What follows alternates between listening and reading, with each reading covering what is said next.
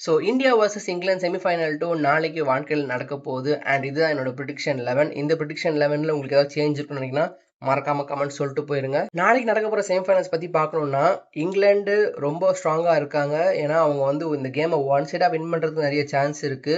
Like 2022 world cup semifinal எப்படி India வந்து அவங்க ஒன் சைடா போய் ஒரு 10 விக்கெட்ஸ் ஜெயிச்சாங்களோ அந்த மாதிரி மேட்ச் நடக்கிறதுக்கும் வாய்ப்பு இருக்கு. அட் த சேம் டைம் இந்தியாவும் பேப்பர்லயும் சரி டீமாவும் ரொம்ப ஸ்ட்ராங்கா இருக்காங்க. அவங்களும் ஒரு ஒன் சைட் கேம் ப்ரொடியூஸ் பண்ணுறதுக்கும் சான்ஸ் இருக்குது. அண்ட் என்னோட எக்ஸ்பெக்டர்ஸ் இந்த கேமுக்கு யார் இருக்க போகிறாங்க பார்த்தீங்கன்னா இங்கிலாந்துக்கு Harry Brook and Will Jacks இருக்க போகிறாரு. அண்ட் இந்தியாவை பார்த்தீங்கன்னா சூரியகுமார் யாதவ் அண்ட் ஹார்திக் பாண்டியா இருக்க போகிறாரு. நீ ஏன் சூரியகுமார் யாதவ் நீங்கள் சொல்கிறீங்க நீங்கள் நினைக்கலாம். பட் அவர் வந்து ஒரு பெரிய கேமில் இது வரைக்கும் அடித்ததே இல்லை. Captain's knock is must needed here.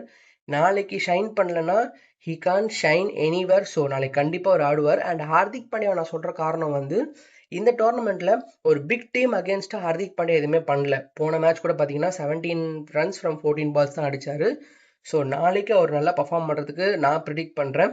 நாளைக்கு நடக்க போகிற செமிஃபைனல்ஸ் 2ஓட வின்னரை நான் யார் ப்ரிடிக்ட் பண்ணுறேன்னு பார்த்தீங்கன்னா obviously it's gonna be India. So India win பண்ணி நியூசிலாந்து கூட அகமதாபாத்தில் தான் ஃபைனல் ஆட போகிறாங்க நான் ப்ரிடிக்ட் பண்ணுறேன்.